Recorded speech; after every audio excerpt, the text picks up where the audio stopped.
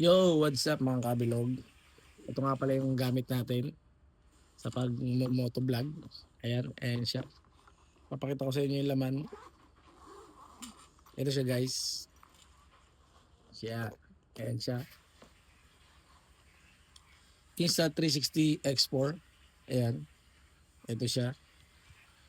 Tapos, ito. DJI Action 5 Pro.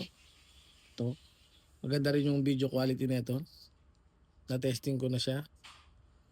Tapos, meron din tayong cardo sa helmet. Ayan.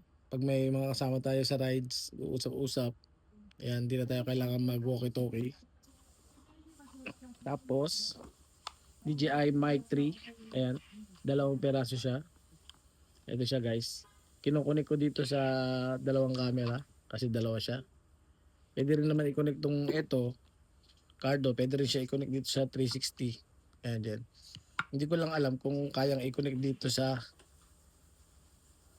Action 5 kasi hindi ko pa na-testing. Dito ko pa lang siya na-testing. Eh, sa mga nakakalam guys, baka pwede naman paturo. Ayan. Ito ang mic natin guys.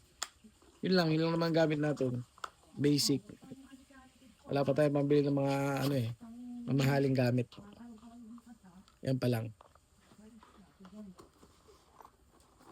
Ito ko lang siya nilalagay sa lagay ng ganito. Ayan, tsaka ito siya nakalagay para madali lang siyang bitbitin. Kahit saan ka pumunta, bitbit mo lang siya. Yun lang guys, thank you.